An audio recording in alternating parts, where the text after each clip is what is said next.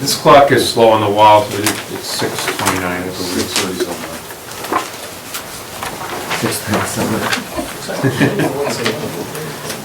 About 30 seconds. Could take us all that long to swim. Stand up. So I'd like to open this meeting with the pledge, please, if everybody wants to stand. I pledge Allegiance to the flag of the United States of America and to the republic for which it stands, one nation, under God, indivisible, with liberty and justice for all.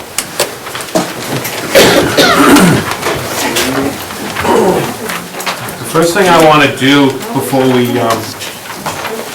start going into the minutes and whatnot, it's actually at the top of the agenda. I would like to just recognize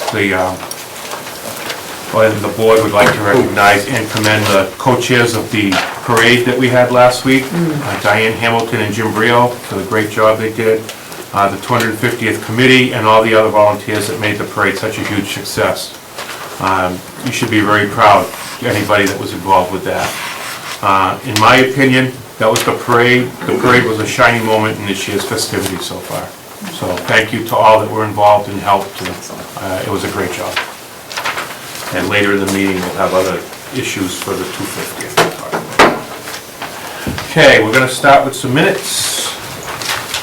We have minutes of June 11th to start with. I make a motion to accept the minutes from June 11th, 2012. I second it. Any discussion on these? Hearing none. Julie? Yes. Virginia? Yes. Pat? Yes. Minutes for June 25th, 2012. I make a motion to accept the minutes from June 25th, 2012. Okay, do we have a second? Second. Any discussion? At the bottom of the first page, Yep. Route 203? pardon? Route 203?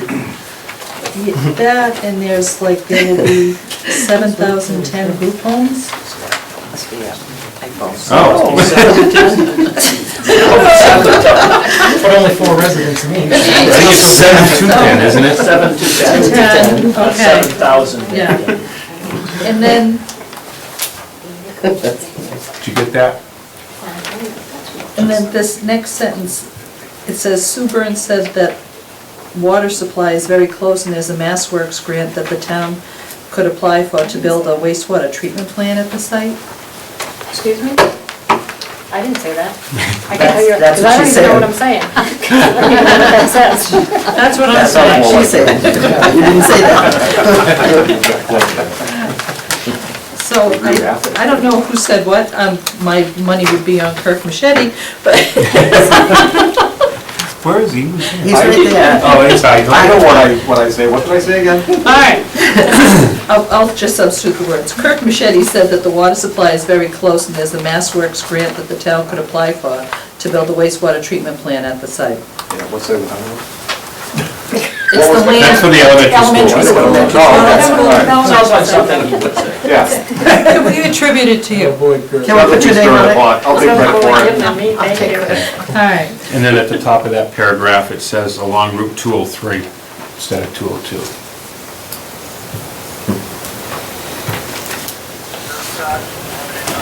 So the motion will be to approve the minutes as amended. Any other discussion, anything else that anybody noticed on these? Hearing and seeing none. Pat? Yes. Julie? Yes. Virginia? Yes. And there is no minutes for August 13th today. So the next thing on the agenda, Alan Mail won't be here. He sent us a note. Dear Board of Selectmen, after further review of the painting quotes for the concession stand at Gilman Waite Fields and taking into consideration all the concerns, I would make the following recommendation. All quotes be thrown out and re-quote the project. I would suggest the direct committee to draw up the specifications and have the contractors submit sealed bids to the Board of Selectmen. discussion? Paul, did you want to say anything on that?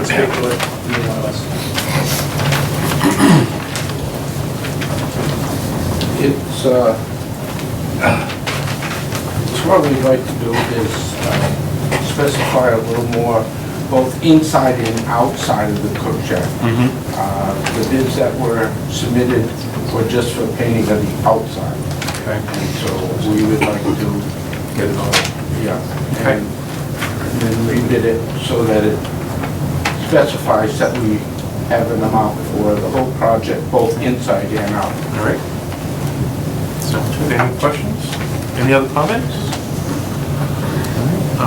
So I will take a motion to throw these quotes out and rebid the project. So moved. Second. Any other discussion? Seeing none. Patrick? Yes. Virginia? Yes. Julie? Yes. Thank you. That puts Mr. Bud up. Good evening. Hi there. Hey. First thing I'd like to talk about is the gas BOS software upgrade. I brought some prices tonight, just to give you a little brief history of the current system that we're using. It's the original system. Exactly how many years? I want to say it's about 12 years old. They're about, 10 to 12 years old. And currently, right now, there's no more support for the software and some of the equipment that we're using. It's to fuel all gas and diesel equipment in town.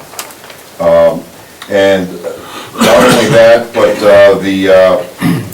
the software that's loaded on it's a standalone computer system, is approximately 25 years old.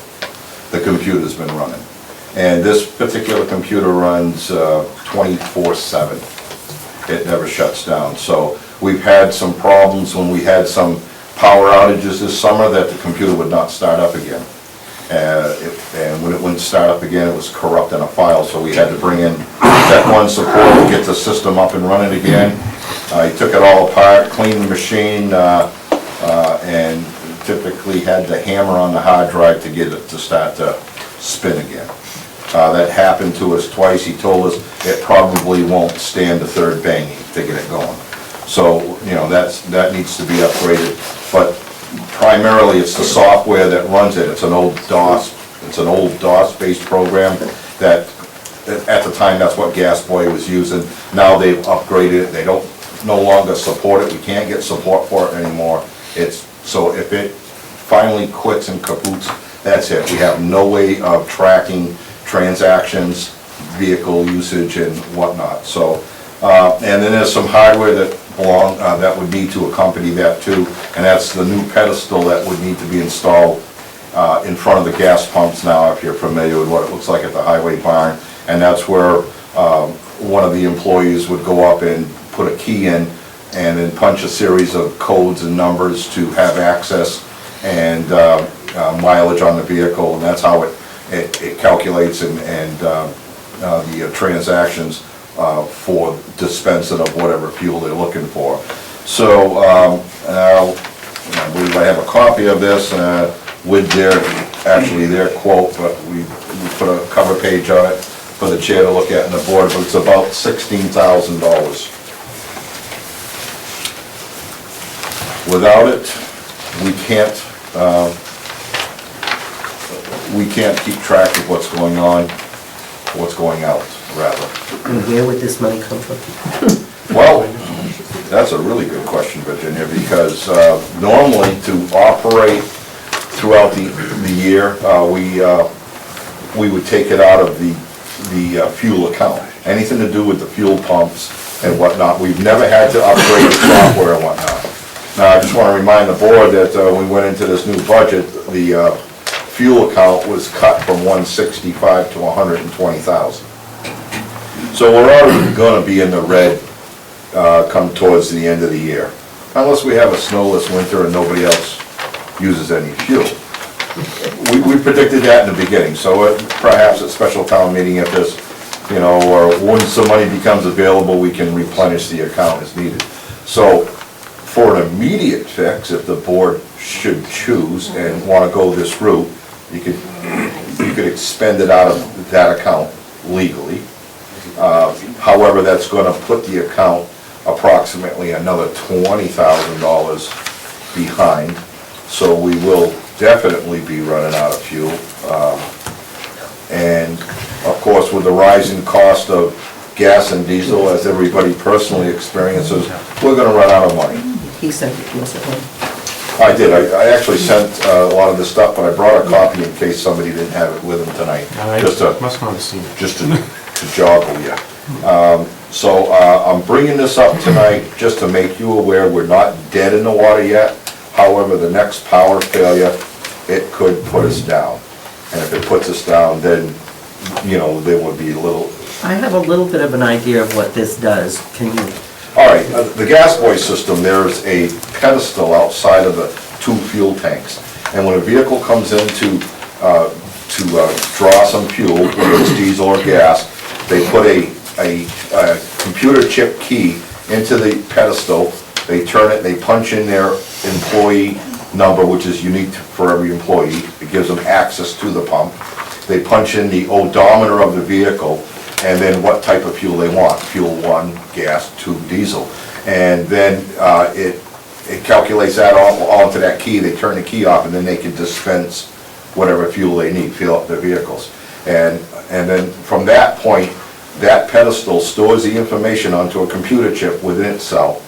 And then when our office, mainly Gene, processes it from the computer, it pulls that pedestal outside, it communicates with it, brings the information to our computer so we know, and then it automatically puts it into the proper files of what employee, what time they took gas, how much they took, and what vehicle it went into.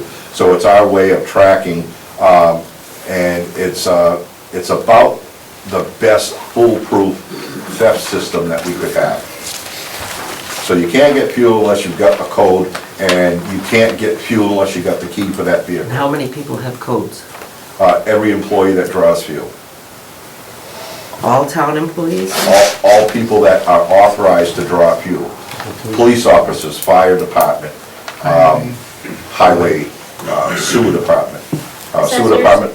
Sewer department's an enterprise system. I didn't give it to you yet, Sue. Cemetery.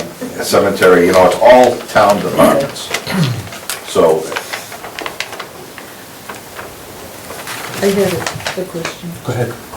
Does this include, is your computer able to use this software, or will you need a server for this? no, first intent, Julie, is for the sake of saving money, is to find another computer within our surplus room that is newer than what we're using currently right now. If we don't have the money to buy a new computer, it would be its own, I believe it's going to be our own standalone computer. However, this new software, I believe we may be able to load onto our existing server that's at the highway department. It would run off the server, and then Gene and I would have access to those files at any time. Currently, right now, if you want to go into the gas boy system, you have to go sit at the gas boy station computer and monitor.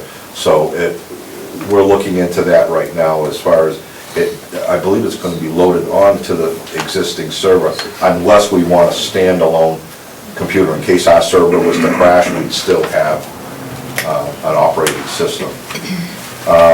You know, in an earlier conversation with the town coordinator, you know, we had rolled around the idea of $16,000 to invest into this system, and/or does the town want to look into, you know, typically credit card, and you go to a private fueling station in town. You know, we have two, Cumberland's and the Shell station. That's an option. That may not be the cheapest way out of it for the town long term. Do we get a better rate when we buy it for our own? Yeah. Yeah, we go out to bid annually for fuels, gas and diesel, and we do get a better rate. Or if we should choose, we can go with the state bid price, which we have on gasoline. There aren't a lot of vendors around that want to deliver gasoline in such a small supply. And that's because we only have 2,000 gallon above ground tanks for gas and one for diesel. So it's a little harder to get vendors to want to come in and drop, because it's a 2,000 gallon tank. At any given time, you can't get much more than 1,500 gallons, because there's a certain amount you have to leave in the tank, and there's a certain amount that has to be expanded. So when they come to deliver it to us, they don't give us the very best price, because it's a 1,500 gallon drop, and that's not a lot of gas when you're talking a tanker truck. But it is a little better than going to the station. Oh, much cheaper than buying it at a local filling station. Rick, you gotta keep in mind availability too. Like the Shell station for diesel, they close down at 9 o'clock. Yeah. All right, so you wouldn't be able to get it till the morning if you're out plowing. Right. You wouldn't be able to get it. And also during an emergency, if there's no power, we've got a generator now for over there that covers that quite well. I don't know if Ucluelas has anything or whether they stay closed, but that's something you gotta look at. Yeah. Jeff? I've taken a preliminary look at this. I didn't reduce it to numbers and do any serious number crunching, but Bud's assessment is pretty much on the mark. There are alternatives to Gas Boy. They're all about the same size and cost about the same amount to buy, install, own, and operate. Gas Boy is the de facto standard. It's not good or bad, it's just the standard.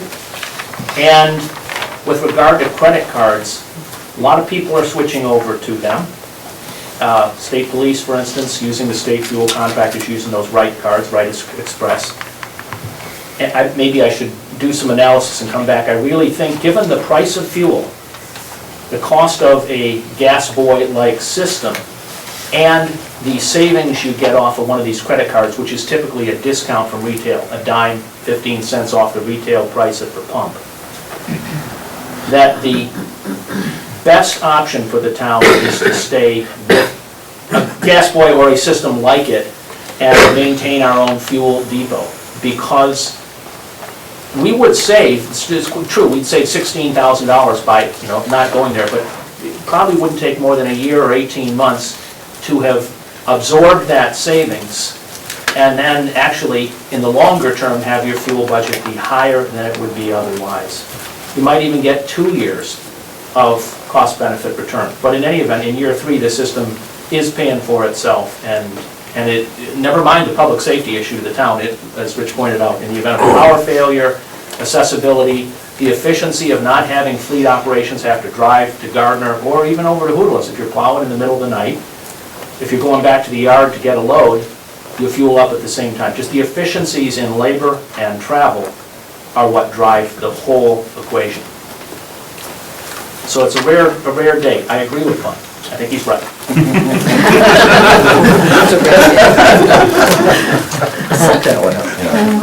It's not often that we've had a system failure here with this, but we can't knock it. It's been a pretty reliable system. It's just not supported any longer, and the hardware is just worn out. Yes. I'm sure the current system that you have maintains the history from year over year over year, so that you can go back and do analysis over how much consumption on what vehicles and that type of thing.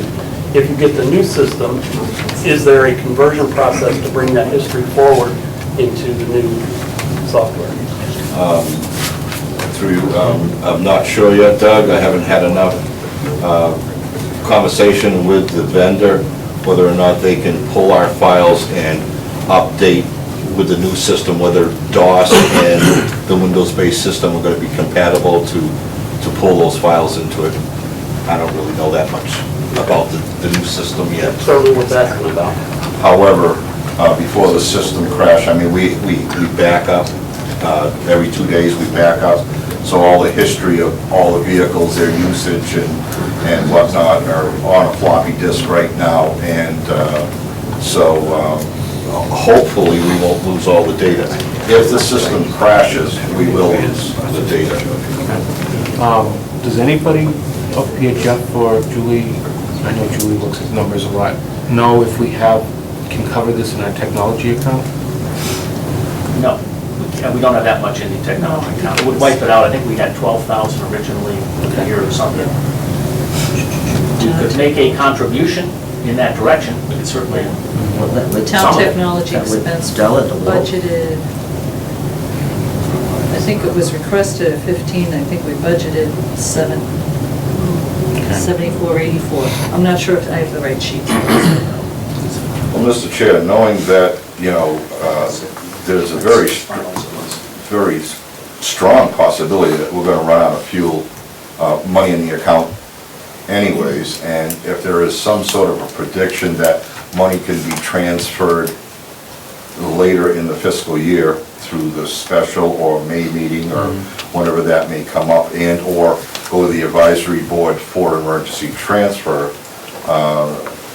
Right at this point, I'm not saying that it's an emergency, so I wouldn't want to go to the advisory board now and ask them for it, but I don't want the system to crash either and then have a disastrous emergency. So we could take the money out of the fuel account now, bearing in mind this board, keep that in the back of their mind, that we're going to need to replenish that account at some point in time. Did you have a question? I was just saying, in the meantime, do we have a good a UPS, uninterrupted power source for that server, just so when it, They have if you the have a power emergency- outage, Oh, go ahead. We do have a 15-minute battery backup. Yeah. And typically, you can buy those battery backups for your own personal computers, but normally if the power goes off, it gives you enough time to go in and shut the computer down and save your data. However, if the office is not manned and the power goes down, the only way we can start our emergency power is by manual. So somebody has to be at the barn. So if it's a nighttime power failure, nobody's there, the battery pack is only going to last 15 minutes unless we invest in something that's going to last longer. However, I'm not sure what's available out there and how long they can last. If it was a 1 hour or 2 or 3 hour power failure and/or Saturday and Sundays and holidays, nobody's there. So our current backup power system doesn't start automatically. It has to be started manually.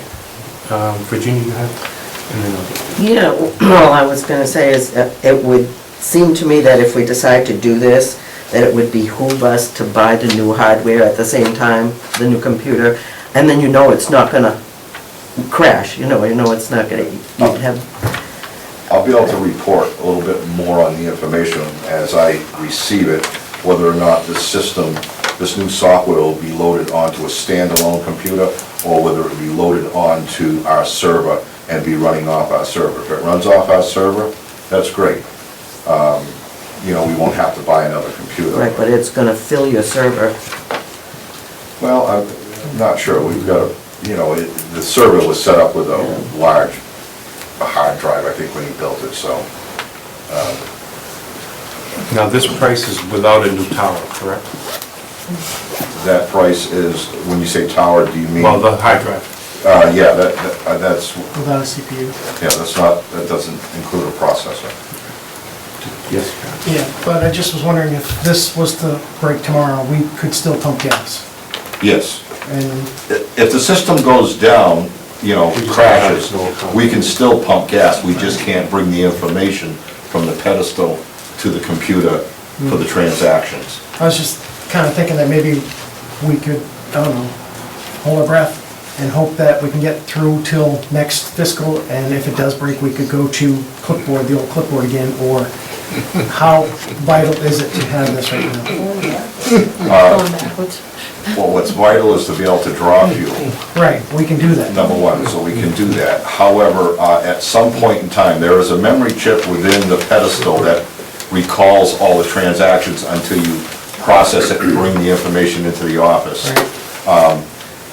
How many transactions we can get on that chip, because we process like once a week to clear the chip.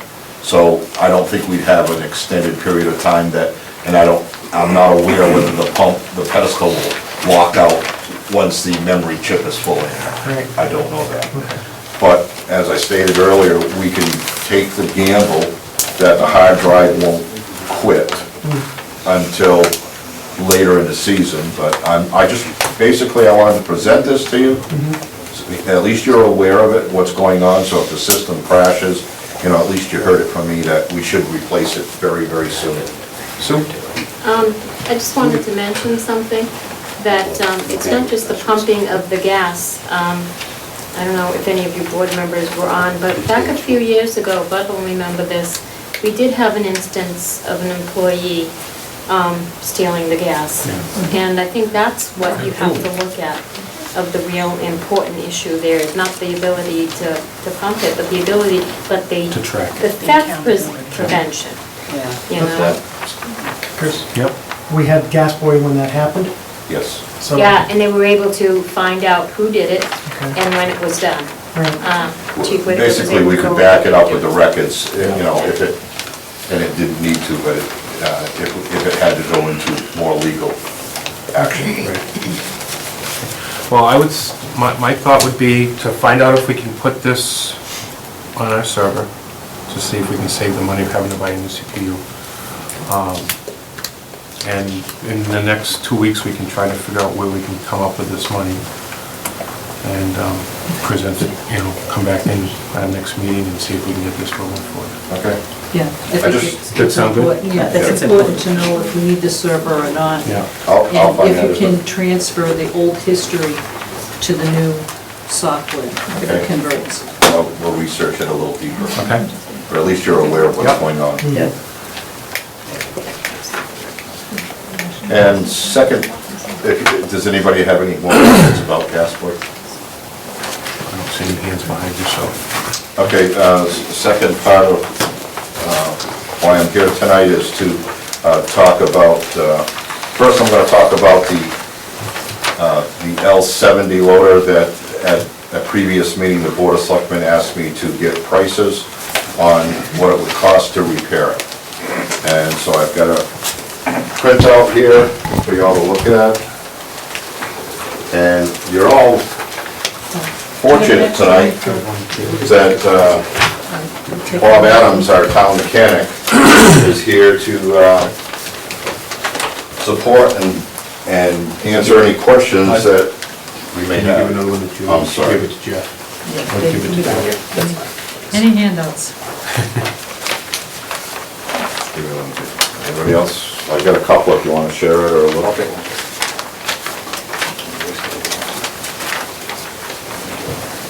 Okay, we bought this loader in 1997. Town paid $98,503 for it.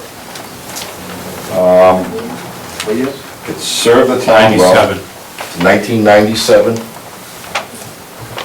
We've had it now 15 years. 15 years. In that 15-year period, through general maintenance and minor breakdowns on it, the town's put $17,551.15 into the machine. That price doesn't include a set of tires that we couldn't seem to locate what year they were bought, but we did put a new set of tires on it at approximately, at the time I believe it was a little over $2,000 a tire. Currently, we've got some parts on it that need to be replaced, and there's no if and buts about it to continue using the loader. So our mechanic, through Woodco Parts Department, have come up, and the parts estimate would be $6,988.43 for parts. And a cost to our mechanic installing, removing and installing those new parts would be about 60 hours at his rate for a cost of $1,300 for labor. And it came to our attention through an event that our mechanic had to do some welding on the bucket because there was some holes in it. And he had come up with the fact that the bucket is worn out, it's paper thin in some areas, there's nothing to weld to. The cost of a bucket, and no used ones were available that we could locate as of today. The cost of a new bucket is $8,200. So for a grand total of $16,488.43. And that's what the board had asked me to do, what it was gonna cost. I wanna remind the board at this time that this estimate here doesn't include the rotten engine doors that are on it, and Virginia had a chance to view the machine the other day. And some of the other outside panels of the unit that are rusted away from age and working in all conditions. So this is pretty much bare bones so that we can use the machine. Doesn't include paint in it or anything like that. It's just, and not only this here, I didn't include in this estimate because this was typically an estimate to get the machine so that it can be workable. Under the restrictions that we have with inspection stations nowadays, and you all have the same thing that we have, and is that they don't like to see rust in there. So anything that's rusty, got rot holes in it and jagged metal, they won't give you a sticker for it. So that doesn't include any of the panels on here that need to be replaced. Now, Bob, our mechanic, and the biggest majority of the highway department, and we got a good fabricating crew up there. We can take a piece of steel and make anything. But to replace these panels with steel, you gotta buy the steel, you gotta fabricate it, you gotta bend it, paint it, install it on the machine. That's all labor induced, you know, so this number here, and I didn't want to come in here with a $25,000, $30,000, $40,000 number and just knock you out of your chairs. I'm just trying to give you bare bones of what it's going to cost to make the machine workable. Recently, we went out to bid for a new loader, as we talked about in the last meeting.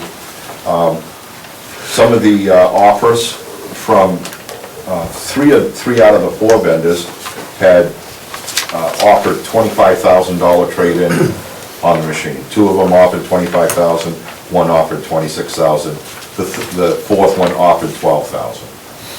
So what I want to bring to your attention is that the machine's worth $25,000 in the market today.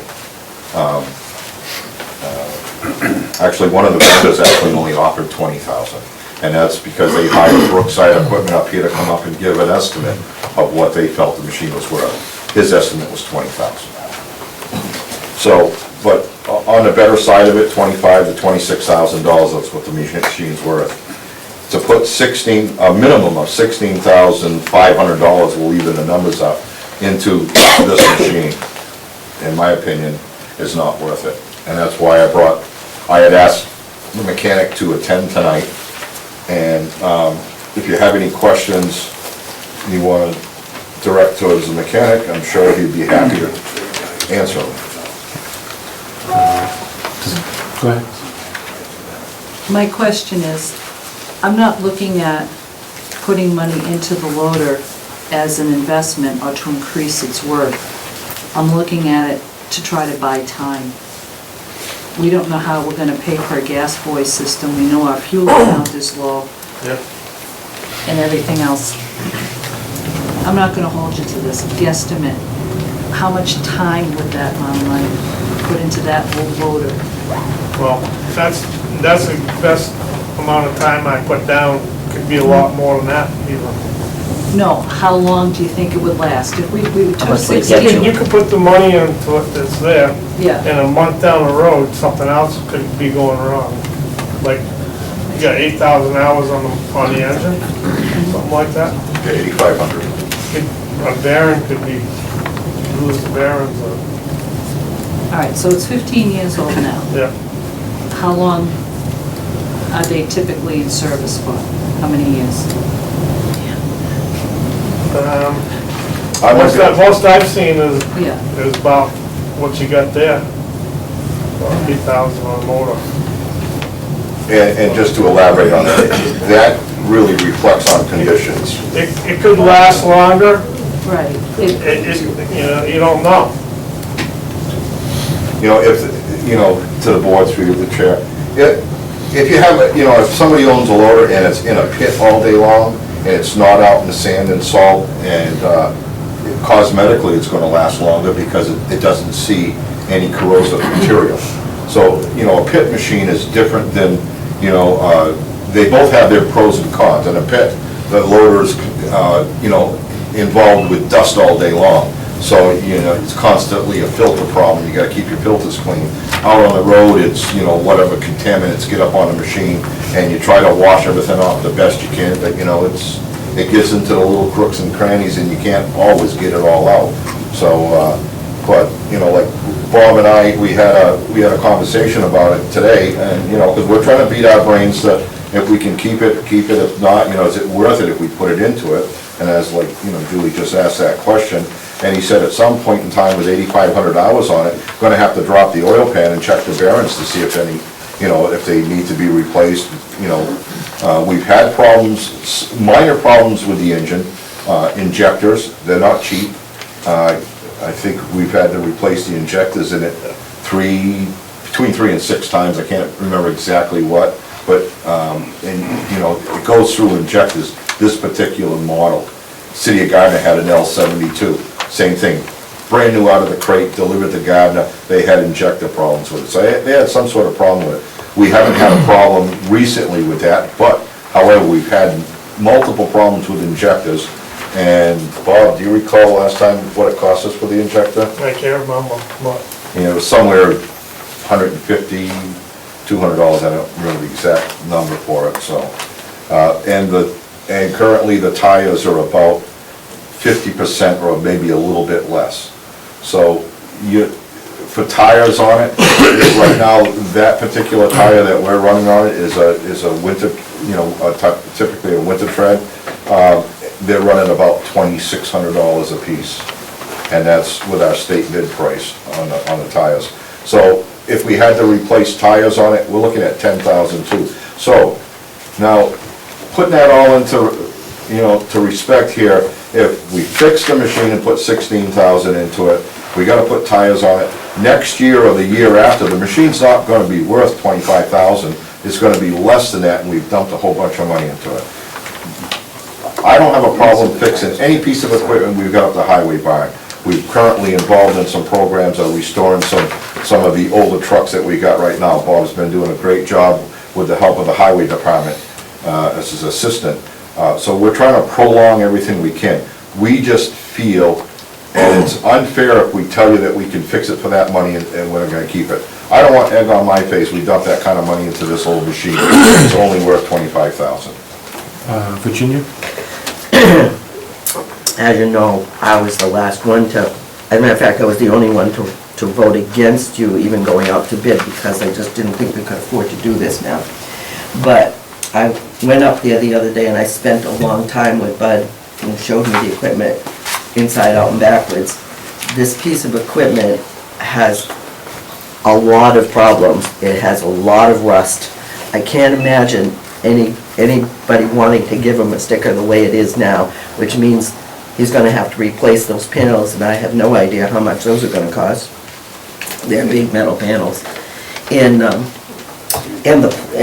bucket part, he showed me where they put the two pieces, welded the two pieces in the bucket, and right beside where they welded them, you can almost put your finger through the metal.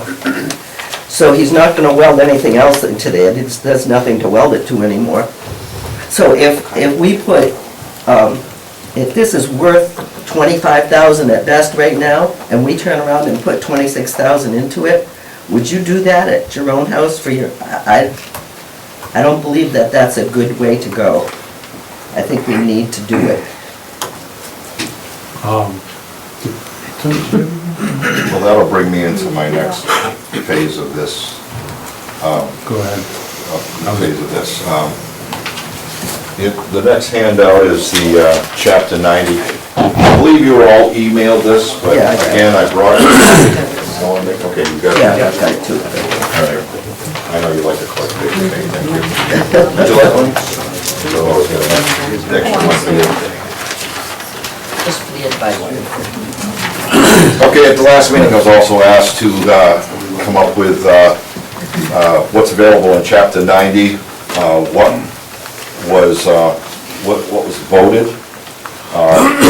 some future projects, and typically what's available today. And the available balance, as we sit here tonight, is $185,352. Some other monies out of Chapter 90 were committed. However, there won't be a drawdown on them for the next year or two. One of them being Ballinville Road. As you can see, Gene's little narration, hopefully to spell out what some of these commitments were for and where the drawdowns will come.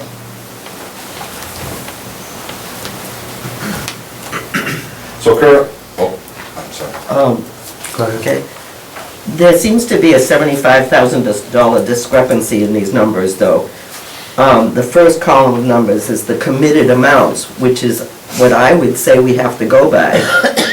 And then you move to another column which says the amount needed is no longer 160,000, but now it's 85,000. What happened to the other 75,000 that we committed to that? Okay, we'll start out at the top of the page with your available balance. Available balance right now is $409,352. The Board of Selectmen committed parts of that money to different projects. Right. Currently, right now, you'll see that Ballinville Road, legal, appraisal, and payouts, the committed amount for that portion was $14,000, amount needed is $14,000. Back Bay Phase 4, the Board of Selectmen committed $160,000 to that project.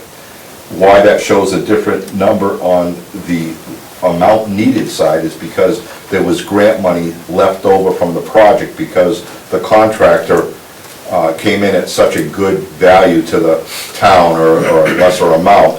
We don't need the $160,000 as it was planned in the beginning of the project. So 85,000 is actually a very fluffy number. I don't believe we're gonna need that much to finish the final payment. But the key words there is, you don't believe we're gonna need Well, that much, but we've committed 160. Okay, you committed it, you know, when we planned Phase 4, we put numbers in there as like, how much is it gonna cost to pave the whole project? Okay, $160,000 was the projected number that it was gonna cost. There was $63,000 left over in the grant money that didn't go into the infrastructure, drainage, water, and whatnot. So $63,000 out of the grant money offsets the committed price, if you understand. So 85,000, and like I said, we put 85,000 in there. It's not even gonna be 85,000, but we put in there more than enough. Tomorrow afternoon, they're actually gonna finish paving Phase 4 in Back Bay. So then you'll know. So at the end of the day, we'll know what our total tonnage is. That number's only gonna drop. I didn't want to put a low number in there. I put a fluffy number in there for that, just to make sure that we're covered. And then Back Bay Phase 5, 125,000 was committed towards the project. As it stands right now, the project hasn't started or moved forward. It hasn't gone out to bid, so we don't know. So we left that 125 amount needed. We're going to anticipate we need the full 125. When the bids go out for Phase 5, if they come under bid what was planned, the amount needed will drop, will change. So that's where we've generated these numbers. They're honest, they're true, they're to the best of reporting tonight. So our current balance, that any uncommitted money would be the $185,352. And what Bud was referring to, Ballinville Road, we did commit 131 for design for Ballinville Road. For further design. For further design, in order to get the funding for, to be on the tip list to get the $5 million. That's not included in this number. We committed that as a board, we voted that. I made the motion, so I know I did that. That's correct, and I believe it's line 1, Julie. Ballinville Road, legal, appraisal, and payouts. Right. That was That's just, that was for the appraisals Eight. and the easements. That was not the 131 that we voted with the architect, the engineer. For final design. Okay, the reason why it wasn't, let's see, Jean put a footnote under here, and she says here, Ballinville Road, agreement number 7 is for $131,200. That's what the board committed Right. moving forward on the project. Through the completion of the project, $19,000 has already been approved by the state for phase 1 of the agreement 7. Right, we have 7 different amendments to the original contract for Ballinville Road for engineering. The 131 is not included in this chart. That we voted, we committed that as a board. Okay, That's, I know we did that. well, the only way I could verify that tonight, I'd have to step, I can step outside and call her and ask her, perhaps she could give me better, an explanation of why it's not on the chart. I know she spoke about it in the office to me. I don't recall exact words, so I want to make sure that I have all the words on that. But these are the things that, as a board, I think we need to be aware of and consider. Yep. Because we make the commitments, we're the ones signing on the line. Oh, I agree, and we tried to fill this document out as accurate as possible, and if this is an oversight, I just want to make sure that it's not. I know she talked about it, and I know that she put it under as a footnote here, so she didn't forget about it. Right. Perhaps, because if you recall, Julie, we had, and I think this is what it is, and I'm just trying to recall here because what she had told me. We started out with an available balance, if you recall, of $415,000. At the last meeting, yeah. And then I And- think the difference is the amount we spent on legal and the takings, the easements for Ballinville Road. And I see that the number right now is $409,000. I'm curious of the fact of whether she deducted that or subtracted that $19,000 from that available balance because it was already approved. I'd have to call her and ask her, to be honest with you, to give you the answer tonight. That would be fair. You know, it's just, for me, this is a major decision. Chapter 90 is, we know we have the money. We know it's available. And as a board, when we commit the money, we're obligating the town. And if the Chapter 90 money isn't there when it's supposed to be there, then the town's got to come up with it from somewhere else. I agree. And as you remember on the Dudley Road project, okay, we had to dip in significantly into Chapter 90 for the cost overruns for that project. And we haven't even put a shovel in the ground on Ballinville Road yet. So I'm very conservative as far as the Chapter 90 money. I understand your logic, and that's true. Sometimes you don't know what the unexpected is going to be. However, Dudley Road and Ballinville Road are really two different animals. Dudley Road was a full-depth reconstruction, A to Z. Ballinville Road is going to be a cold plain and overlay. There's a lot less work. The infrastructure's already in Ballinville Road, so I don't foresee personally, Right. in my experience, that we're going to have anywhere near the complications we had. Ballinville Road is a pretty simple project. It's, I understand So- that, but I have to err on the side of caution. I okay, have to, okay, understand. because I know there's no other money. If there is a cost overrun for Ballinville Road, there is no other money besides Chapter 90. That's correct. So, where I'm going with this is that, we'll say that in the event that there was an error on this document, which I don't think there is, but I'm gonna check when I step out. If you all took $19,000 off that available balance, that would, as a safety precaution, that would give you what the, off the available balance, in the event Gene didn't put the 19,000 in that block. I don't know, wait, I'm sorry. Go ahead. Julie's talking about $131,000, not $19,000. Where is that $131,000 coming from? You've got, in this project, you got a 2-year project coming up. Within the next 2 years, you're gonna get 2 more allotments from Chapter 90 at $368,000 each allotment. So, you know, within the next 2 years, we're looking at $650,000 to $700,000. Even if the state cuts down a little bit of the Chapter 90 money, they're not gonna make it go away. It's just not gonna, Right. that's never gonna happen. I can only deal with what we've got in front of us. We know we have 409,000, right? That's what we know right now, today. I have to make this decision soon. I have to make it with what I know. That's what I have to make my decision based on. I know we have committed 131,000 for the final design of Ballable Road. I know we've done that. And I know there's no other money to pay for that besides Chapter 90. That's where I'm coming from. Okay, but you also know, Julie, that over the history of you being a selectman, you know every year we get Chapter 90 money. So to, you know, to have the idea that this is the last year we're gonna get Chapter 90 money, that's not gonna happen. So you know that next year we're gonna get our next allotment, and the year after that, and the year after that. It may or may not be the same amount. It may or may not be when we need it. Okay, there have been delays in the House and the Senate voting on releasing Chapter 90 money. We just experienced that, we experienced it the year before. And as I said before the board before, and I explained to you that AECom came in here with a number of $131,200. And that's not gonna, we're not gonna spend that money regardless of what you committed.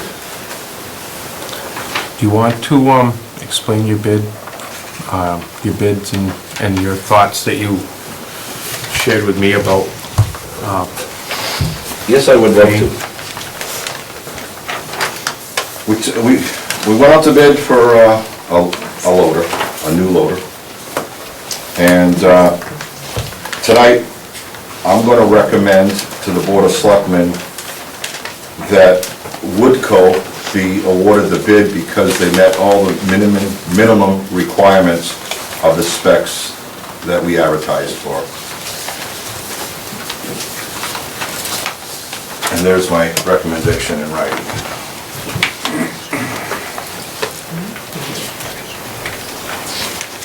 Did we ever get any final word on the wording of this bid that you were talking about?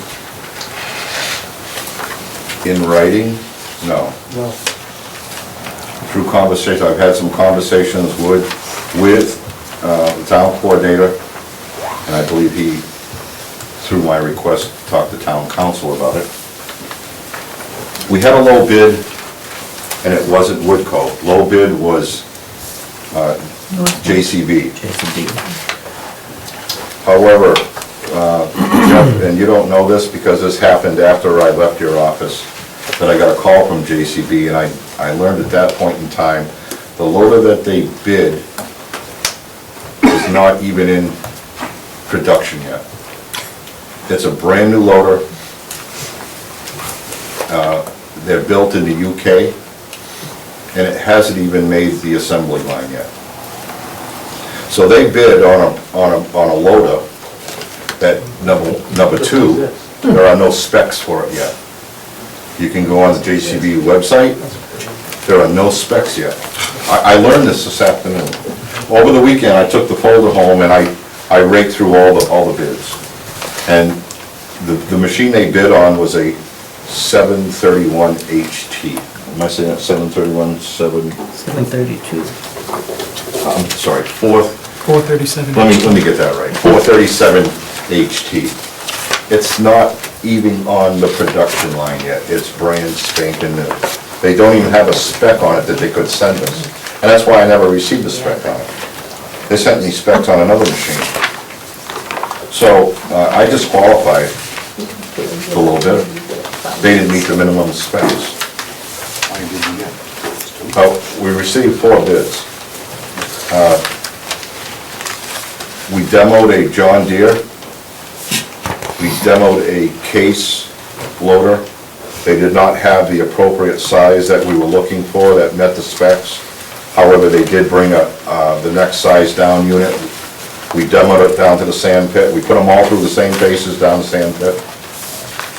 Which one did not have the specs? The JCB, Or the, we were saying the case of the John Deere. no, I said there were no specs on that 437 HT. No, I'm sorry, later on you were just saying that you tried the case in the John Deere and one of them did not. Yeah, come up. I didn't get it finished. Oh, okay, I'm sorry. We demoed a case, we demoed a JCB, and we demoed a Volvo L90 down at the pit. The John Deere, we demoed at the senior center when we were working down there.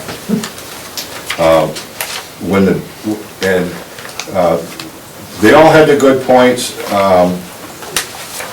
Some things we liked about one loader, we didn't like about the other, and typically I gave the opportunity to the operators at the highway department, more so the experienced ones that really know our machines and operate, and we put it through their paces, to include myself. Mark, my foreman, is here tonight. You know, if he cares to, he can speak a little bit, his experience with them. However, after a good hard day of everybody taking a demo in each loader and working it for a while, we sat down in lunch and had a powwow, and I let everybody speak what they liked about the machine so I could get everybody's input. It was pretty much, it was unanimous that the Volvo was the #1 choice. JCB actually being the second one. And the case, none of us cared for the case at all. Again, it was hard to compare apples to apples, and when we're spending this much money, that's why I want to talk about it, because the case we tried was a smaller machine. We couldn't compare apples to apples, it was a smaller machine. Smaller horsepower, smaller weight, but even in its own class, none of us were really impressed with that machine. The John Deere, when we demoed it, was the proper size machine. However, they didn't have the proper size bucket on it when we demoed it. It had the next size smaller bucket on it. So the breakout force seemed to be pretty good. It was a smaller bucket, you know? So, you know, we didn't able to do an apples to apples on that. I'm not saying it was a bad machine, it was a good machine. You know, it seemed to be all right. It wasn't our preference. We did actually find that the Volvo, under actual demo conditions, that was to our liking, for better words. So I am recommended that, and Volvo did meet all our minimum requirements, and I want to stress that, and that's where my recommendation sits. Now, you also mentioned to me on the phone Friday, I think, if we were worried about paying the whole thing with this year's Chapter 90 money, possibly taking out a lease on it with the Chapter 90 money, in hopes that maybe down the road we could I could speak about